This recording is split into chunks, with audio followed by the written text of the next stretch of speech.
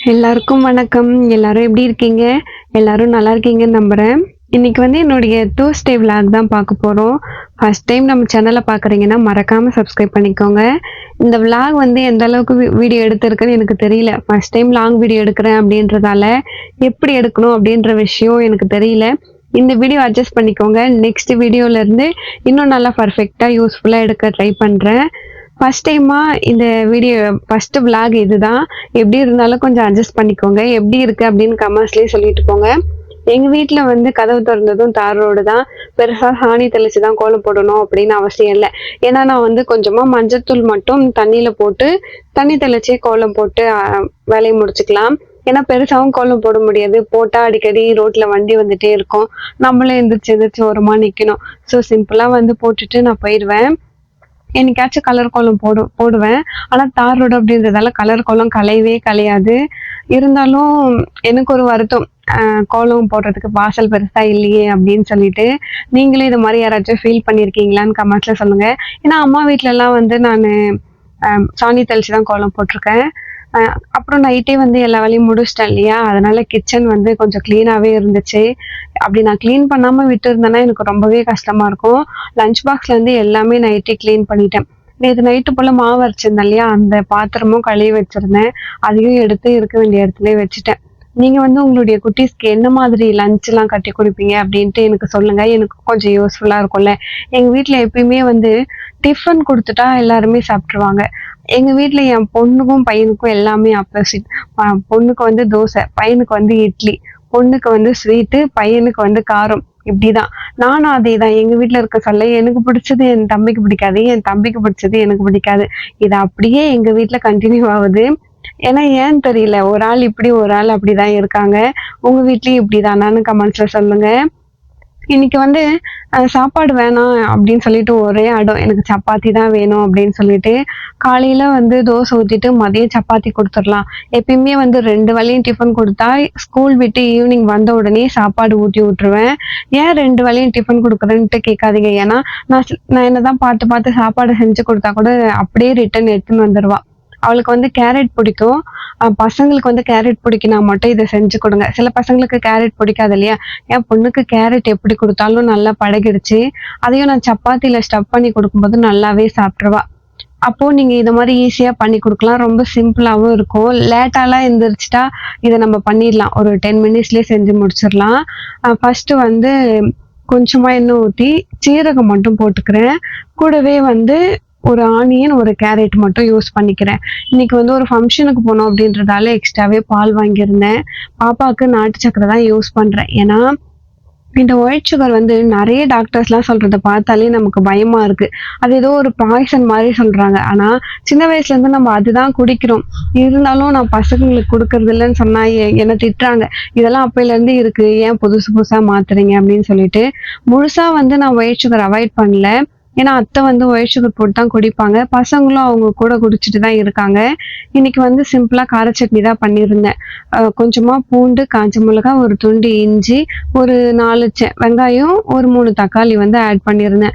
வேற ஏதாச்சும் நான் கூட கலந்துட்டேன்னா எனக்கு சரியா வர மாட்டேங்குது. இதுவே எனக்கு டேஸ்டா இருக்க மாதிரி எனக்கு ஒரு ஃபீலிங். நீங்க வந்து கார சட்னி எப்படி அரைக்கிறீங்க அப்படின்னு சொல்லிட்டு சொல்லுங்க. நான் சொன்ன அளவுல கரெக்டா ட்ரை பண்ணி பாருங்க. எல்லாரும் வந்து ஷார்ட்ஸ்ல பார்த்துட்டு கிரைண்டர் டீட்டெயில்ஸ் வந்து கேட்டிருந்தீங்க இல்லையா? அது வந்து ஆடி மந்த் ஆஃபர்ல வாங்கியிருந்தேன். ஆனா ஆன்லைன்லயே வந்து ரேட்டு கம்மியா தான் இருந்துச்சு. நேரடியா ஷாப்க்கு போனப்போ 7500 அப்படின்னு சொன்னாங்க. அப்புறம் நான் ஹஸ்பண்ட் கிட்ட ஃபோன்ல வந்து காமிச்சேன். ஆன்லைன்ல 7000 தான் இருக்கு அப்படின்னு சொல்லிட்டு. ஆனாலுமே அந்த கடையில 7200 400 வாங்கிட்டு தான் கொடுத்தாங்க. இருந்தாலும் நீங்க வந்து ஃபர்ஸ்ட் டைம் வாங்க போறீங்க அப்படின்னா ஆன்லைன்லயும் செக் பண்ணி பாருங்க. இப்பெல்லாம் எல்லாருமே வந்து ஆன்லைன்ல தான் வாங்குறாங்க. எங்க வீட்ல வந்து அப்பையில இருந்தே பழகிடுச்சு. எதுனாலும் நேர்ல போயிட்டு வாங்குறதுக்காக. அதனால சரின்னு சொல்லிட்டு வாங்கிட்டேன். முதல்லயே சொன்ன மாதிரி கொஞ்சமா எண்ணெய் ஊத்தி ஜீரகம், ஒரே ஒரு வெங்காயம், ஒரே ஒரு கேரட் போட்டு நல்லா வதக்கிட்டேன். இது கூட எதுவுமே ஆட் பண்ணல. கொஞ்சமா சால்ட், அதுக்கப்புறம் ஒயிட் பெப்பர் நல்லா வதங்கி வந்ததுக்கு அப்புறம் எடுத்துட்டு அப்படியே சப்பாத்தி ஒரு சைடு நல்லா வெந்துடணும். அதுக்கப்புறம் திருப்பிட்டு அதுக்கு மேல சீஸ் ஆட் பண்ணிக்கலாம்.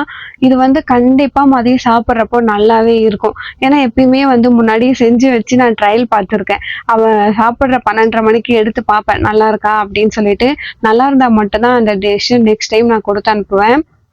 இப்படி வந்து நெறைய டைம் ட்ரை பண்ணியிருக்கேன். அவளுமே சாப்பிட்டு வந்துருவா. நமக்கு டிஃபன் பாக்ஸ் காலியா வரணும் அப்படின்னா, பசங்களுக்கு புடிச்ச மாதிரி தான் செஞ்சு குடுத்தாகணும். வேற வழி இல்ல. காலையில வந்து தோசையும், தக்காளி சட்னியும். என் பொண்ணுக்கு தக்காளி சட்னி ரொம்பவே பிடிக்கும். அதனால காலையில நம்ம ஊட்டி விடுற வேலை இருக்காது. மீதி நம்ம ஏதாச்சும் சாப்பாடு குடுத்துட்டா, அவள சாப்பிட வைக்கிறதுக்குள்ள 1 ஹவர் ஆயிடுங்க. ஸ்கூலுக்கும் டைம் லேட் ஆயிடும். வெரைட்டி ரைஸ்ல எவ்ளோ வெரைட்டிஸ் இருக்கு. வெண்டைக்காய் சாதம், கத்திரிக்காய் சாதம், புளி சாதம், லெமன் சாதம் எவ்ளோ சாதம் இருக்கு. ஆனா என் பொண்ணுக்கு பால் சாதம் தவிர வேற எதுவுமே பிடிக்க மாட்டேங்குது. பால் சாதம், தயிர் சாதம் கொடுத்தா மட்டும் தான் டிஃபன் பாக்ஸ் காலியா வரும். அப்படி இல்லைன்னா ஃப்ரைட் ரைஸ். நம்ம வந்து ஏதாச்சும் பாஸ்மதி ரைஸ்ல எந்த ரைஸ் கிளறி கொடுத்தாலும் சாப்பிட்டு வந்துடுறா. ஏன்னா அவளுக்கு பாஸ்மதி ரைஸ் ரொம்ப பிடிச்சிருச்சு. ஆனா நம்ம வீட்ல செய்யற அரிசியில செஞ்சா எதையுமே சாப்பிட மாட்டேங்கிறா. இன்னைக்கு வந்து முதலே சொன்ன மாதிரி லஞ்சுக்கு வந்து சப்பாத்தி, ஸ்நாக்ஸுக்கு வந்து ஆப்பிளும் மல்லாட்ட கேக்கும் வச்சிருந்தேன். ஹஸ்பண்ட் வந்து பாப்பாவை காலையிலேயே குளிக்க வச்சிருவாங்க. அத்தை வந்து ட்ரெஸ் பண்ணி விட்டுருவாங்க. மத்தபடி எனக்கு வேலை அதிகமா இருக்காது. தலை மட்டும் தான் வாரி விடணும். எங்க சைடுல வந்து பொறந்ததுல இருந்து காது குத்துறப்ப தான் மொட்டை அடிக்கணும். முன்னாடியே வந்து மொட்டை அடிக்கக் கூடாது. அதனால என் பொண்ணுக்கு வந்து முடி கொஞ்சம் லாங் ஹேரா தான் இருக்கும். ஸ்கூல் வந்து கிளப்பி அனுப்பியாச்சு. வேலை இருக்காதுன்னு நினைச்சா, அதுக்கப்புறம் தான் வேலையே ஸ்டார்ட் ஆகும். நெறைய டைம் வந்து காலையிலேயே சாமி கும்பிடணும்னு நினைச்சாலும், நம்ம குழந்தைங்கள வச்சுட்டு பண்ண முடியல. அதுக்கப்புறமா தான் நானு ஸ்கூல் கிளப்பிட்டு, அதுக்கப்புறம் தான் பூஜை பண்ணலான்னு என் குட்டி பையனை வச்சுட்டு வேலை செய்யறது ரொம்ப கஷ்டம். கொஞ்சம் கேப் விட்டு அவன் கூட விளையாடிட்டு, அவனுக்கு சாப்பாடு ஊட்டிட்டு, அத மாதிரி தான் நான் வந்து வேலை செஞ்சுக்கிட்டே இருந்தேன். நம்ம வந்து என்னதான் போல்டா இருந்தா கூட, நமக்குள்ள ஒரு இன்செக்யூரிட்டி வந்துரும். அதாவது எப்படின்னா, மத்தவங்க யாராச்சும் ஏதாச்சும் சொல்லிடுவாங்களோ அப்படின்னே வந்து நெறைய விஷயத்த பண்ணாமே இருந்திருப்போம். அப்படி உங்க லைஃப்ல ஏதாச்சும் இருக்கா அப்படின்னு கமெண்ட்ஸ்ல சொல்லுங்க. நானுமே வந்து ஒரு 1 இயர்க்கு மேல நம்ம விளாக் ஸ்டார்ட் பண்ணணும் அப்படின்னு ஆசைப்பட்டுட்டே இருந்தேன். அப்புறம் வந்து நம்ம வீடு வந்து குட்டியா இருக்கு. நம்ம வந்து இன்னும் பெயிண்ட் பண்ணல அப்படின்னு ஒரு யாராச்சும் ஏதாச்சும் சொல்லிடுவாங்களோ, யாராச்சும் கமெண்ட்ஸ்ல ஏதாச்சும் சொல்லிடுவாங்களோன்னு நெனச்சு, கிட்டத்தட்ட 1 இயர் கிட்ட நான் வேஸ்ட் பண்ணிட்டேன். அதனால வந்து இப்போ ரொம்பவே ஃபீல் பண்றேன். அப்பவே ஸ்டார்ட் பண்ணியிருக்கலாமோ அப்படின்னு.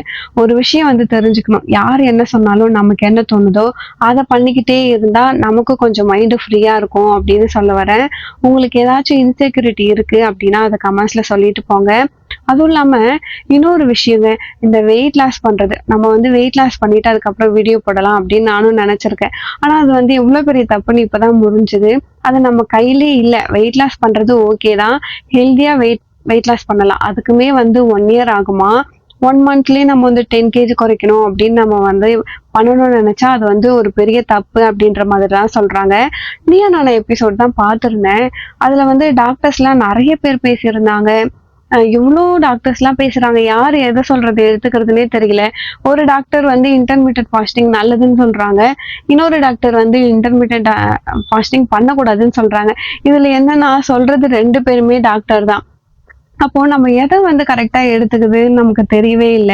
வெயிட் லாஸ் பண்ணணும் அப்படின்னா, வெயிட் லாஸ் நம்ம வந்து ஹெல்தியா பண்ணணும். அதுவும் பேலன்ஸ்டு டயட்டா தான் எடுத்துட்டு போணும். இல்ல நம்ம வேற ஏதாச்சும் வந்து சாப்பிடாம இருக்கிறது, வெறும் வாட்டர் மட்டும் குடிக்கிறது, வெறும் எக் மட்டும் தான் சாப்பிடுவேன் அப்படின்றது ரொம்ப ரொம்ப ரிஸ்க் அப்படின்ற மாரி சொல்லியிருந்தாங்க. அதனால நானுமே வந்து வெயிட் லாஸ்ல இருந்து வெளிய வந்துட்டேன். ஆனா வெயிட் லாஸ் பண்ணணும்னு ஒரு ஐடியா இருக்கு. சப்போஸ் நான் பேலன்ஸ்டு டயட் யூஸ் பண்ணி வெயிட் லாஸ் பண்ணா கண்டிப்பா உங்களுக்கு வீடியோல குடுக்குறேன். அதுக்கப்புறமா வந்து பேசிக்கிட்டே இருந்ததால வேலை செய்யறதெல்லாம் மறந்துட்டேன்.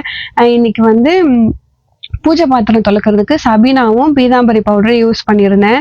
அதுக்கு மேல வந்து விம் ஜெல் தான் யூஸ் பண்ணுவேன். அத்தை வந்து இப்படிதான் வாஷ் பண்ணுவாங்க.